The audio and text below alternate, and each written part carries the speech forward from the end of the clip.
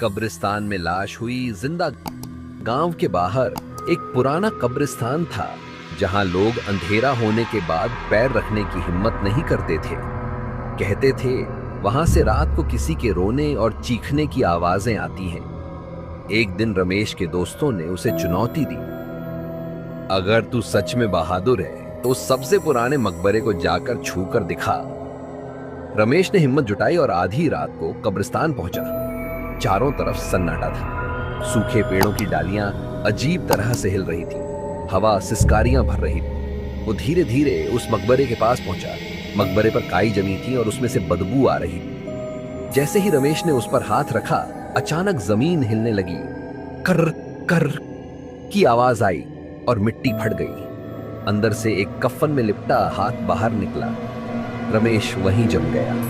उसकी आंखों के सामने धीरे धीरे पूरी लाश बाहर आने लगी। उसका चेहरा डर से जमे हुए पत्थर जैसा था और आंखों में खून उतर आया था। लाश ने कराहते हुए कहा, मुझे जिंदा दफना दिया गया था।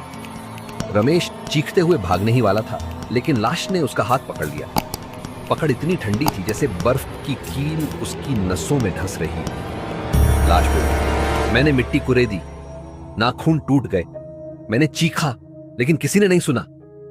रमेश कांपते हुए बोला, मैं क्या करूं?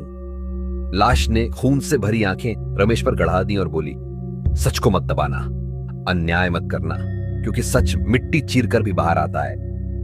इतना कहकर लाश राख बनकर बिखर गई। रमेश वहीं बेहोश होकर गिर पड़ा।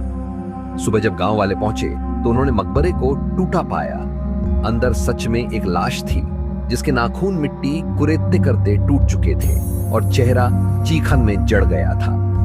उस दिन के बाद से गांव वाले कहते हैं, रात को वहां से गुजरते समय अब की वही आवाज आती है, मुझे जिंदा क्यों दफनाया? मॉरल, झूठ और अन्याय कभी छुपते नहीं। अगर सच को दबाया जाए तो वो एक दिन कब्र फाड़कर भी बाहर निकल आता है। ऐसी ही और डरावनी कहानियां सुनने के लिए अभी सब्सक्राइब कर लो, क्योंकि अगली कहानी शायद तुम्हारे सपनों में आ जाए।